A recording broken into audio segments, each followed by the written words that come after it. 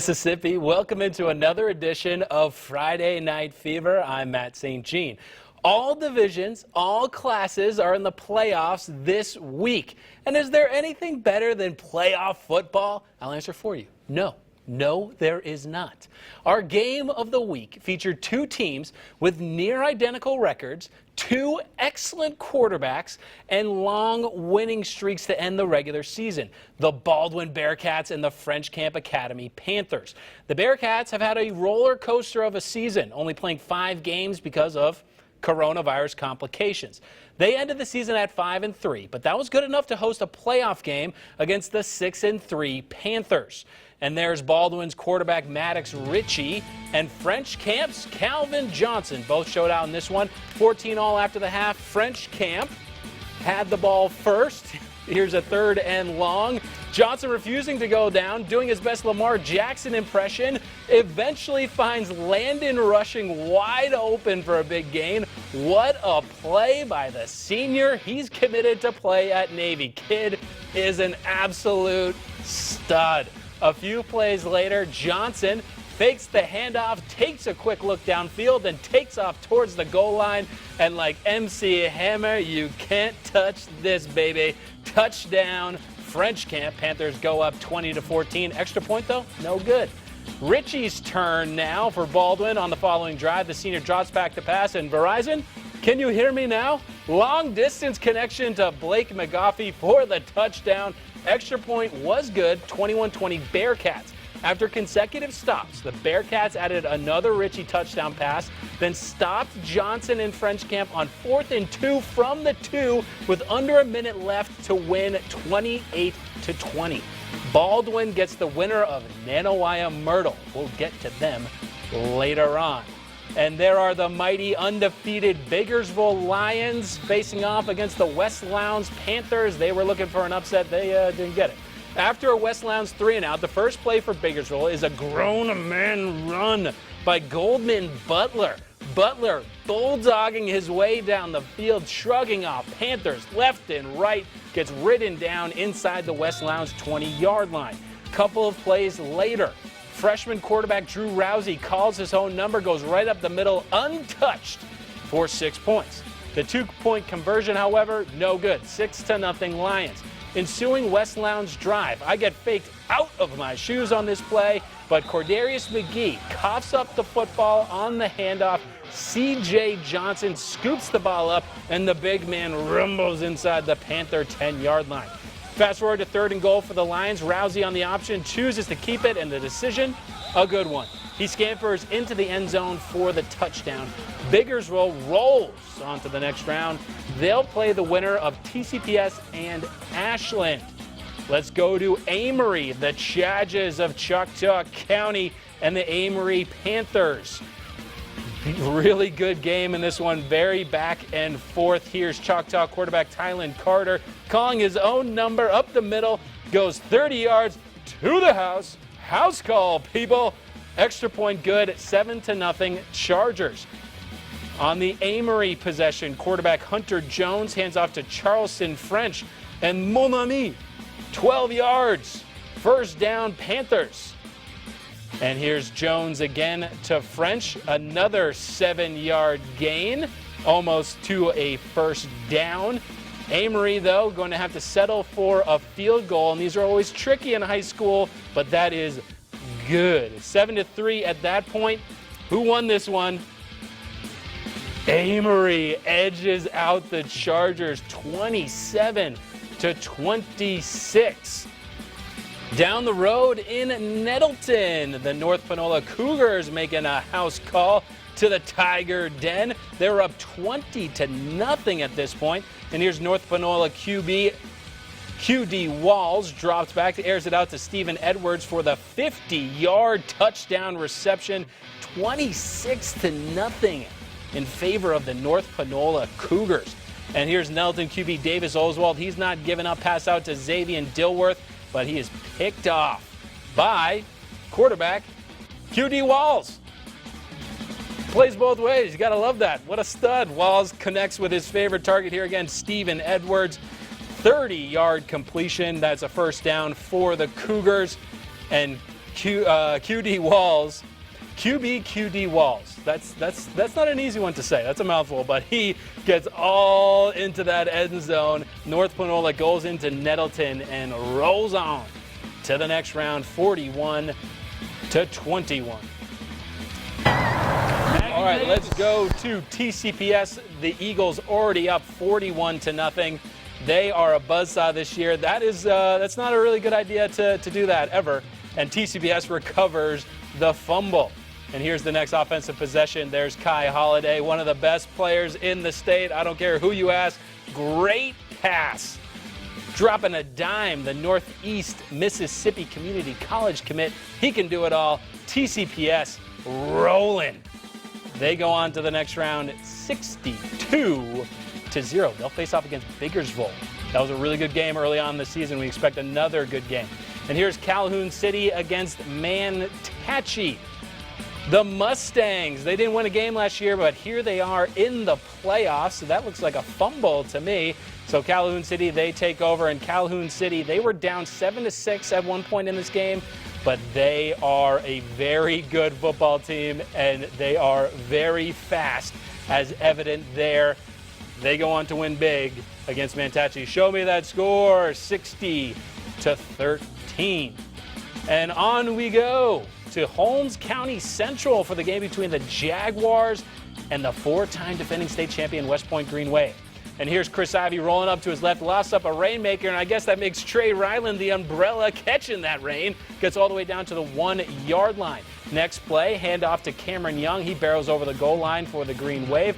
Holmes made it interesting, though. Here's Jarrell Boyd taking the wide receiver screen into the end zone for the touchdown. This game was tied with 8:11 left in the fourth quarter. But as their Twitter account says, hashtag too much point. Late in the game, the Green Wave pulls away to advance to the next round, 42-28. The Drive for Five continues next week against Grenada. All right, let's look at some of the other action that happened around the area tonight. Pontotoc, they take care of Ripley 32-15 to advance. Senatobia and Winona, another great game tonight. Winona, the victors, 52-49. Riverfield Academy, they end Winston Academy season 49-22. Show me more scores. There's the Grenada score, 31-14 over Vicksburg. Corinth, they were in a tight one in this one with West Lauderdale. They pull away in the fourth quarter, 52-39. And then probably the best game of the night that probably no one will get to see highlights from any station, and that is extremely sad. East Webster gets the win at home against Walnut, 52-50 in 2 overtimes. Okay, last one here. East Union squeaks by J.Z. George. East Union, they're 9-1 on the season. Don't sleep on the urchins over there. And Oxford, they eke out a victory over Madison Central, 25-23. And now it's time for the cheer team of the week. Normally we would show you a small clip of the winning team, but we were unable to get the French Camp cheerleader. So here's the winning picture of the French Camp cheer squad. Take it away, girls. They are our cheer squad of the week. French Camp Academy Panthers. A little consolation victory for the Panthers. Congrats, girls. The Friday Night Fever Cheer Squad of the Week is sponsored by Magnolia Soap and Bath Company. Welcome back to Friday Night Fever. I'm Matt St. Jean.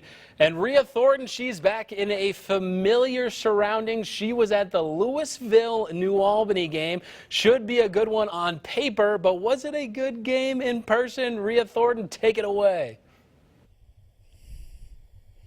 Surprise, surprise, I am back in Louisville tonight. The Wildcats hosted New Albany in the second round of the 4A playoffs. And Matt, we had ourselves a game here in the first half. The score was 14-8 coming into the third quarter. Should I say Mr. Football for 4A changed the momentum for the Wildcats. And here's how it started. New Albany looks to pass, but big boy Cooper gets his paw on the ball, tips it to himself, and gets the pick six, giving Louisville the lead at 21-8. Getting jiggy with it after that athletic play, but wait, there's more. Joe Mathis looks down the field, but Cooper comes flying in for the sack and forces New Albany to punt on fourth down. And like I said, he was just the spark. The Wildcats marched down the field, and with a handoff to Ja'Cory Coleman, he finds his way into the end zone to give Louisville a 28-8 lead. New Albany tries with all their might for the comeback, but it was Louisville who came out on top tonight, 28-15. Wow, after that performance tonight, it's pretty obvious why they named Ty Cooper Mr. Football. Turned and pushed his team to find that spark they needed to finish off the game strong and go into the third round of the playoffs. They will be taking on Pontotoc for the next round. Reporting live from Louisville High School for Friday Night Fever, Rhea Thornton, WTVA 9 Sports. Ooh, Pontotoc, Louisville, that should be a good one. Here's the Nanawaya Warriors looking to continue their undefeated streak as they hosted Myrtle High School tonight. And it was looking pretty good for the Warriors. Here's the opening kickoff. Senior Taekwon McCulley dances through the Hawks defense and turns on the Jets. Turns on the Jet boosters, baby. Taking all the way to the end zone, giving Nanawaya an early 7-0 lead. But that's not all. On the next drive for the Warriors, Tanner Courtney finds Austin Sanders, who finds the corner and saunters across the goal line to advance the Warriors' lead to 14. This was Nanawaya's game all night. They're the defending state champions for a reason. They beat the Hawks 45-8. And let's go over to Northside. The Gators taking on Eupora in Shelby, Mississippi. The Gators quickly moved the ball into their red zone on the first drive, and quarterback Jalen Ward picked up the Gators' first touchdown of the night. They go up 8-0. A few drives later, Ward connects with Trayshawn Johnson. Nice little pitch and catch right there. 16-0 Gators. Eupora trying to make something happen, completes a screen to wide receiver Taiwan Hughes for a nice gain into Gator territory. The Eagles go for it on fourth down a few plays later, but Ty Murphy unable to connect with open B.J. Cork. Let's see the final score from this one. Northside, they go on to win 30-8. All right, let's go to Macon Bacon. Noxubee County hosting Boonville at home. Here's Krishard Rupert connecting with Antonio Fowler. Gains a couple of yards. That's a first down across the 50-yard line. But Boonville's big guy, Billy Johnson, brings the QB down, does a little ape, a chest pump, sack the lunch. Noxubee County responds. They make their way into the end zone. Krishard Rupert runs in to score the touchdown. Noxubee County, they were not to be trifled with in this one. Their defense showing up big. There's big guy number 94. You got to love the big guy just munching. There's a nice little screen pass right there. Noxubee County, getting inside the 30-yard line. They go on to win. Show me that final score, 32-8. Back-to-back championships. It's not easily attainable, but tonight in Columbus, Heritage Academy had the opportunity to get to Jackson. But first, they had to get through Adams County Christian. Our Taylor Tucker was there, so she shot the highlights, and we are going to take a look at how this game went down. Coming out of halftime, the Patriots work to take the lead. Quarterback finds Sam Hannon, and they move the chains for Heritage. Getting on there, and here's Heritage Academy again. Wesley Miller sneaks through the line and gets in for the touchdown. It was 7-6 Heritage at that point, but Adams County Christian responds. Quarterback Trip Cotton works his way for a touchdown, 14-7 in favor of Adams County. But that's okay, because here comes the Patriots. QB Mac Howard finds Mitchell Woodward in the flat, and he works his way into the end zone. Tie game, 14-14. The teams went on to battle out, but Adams Christian prevailed 22-20. Devastating loss there for Heritage Academy, but another great season. And thank you so much. That's all we have for Friday Night Fever. Have a great weekend.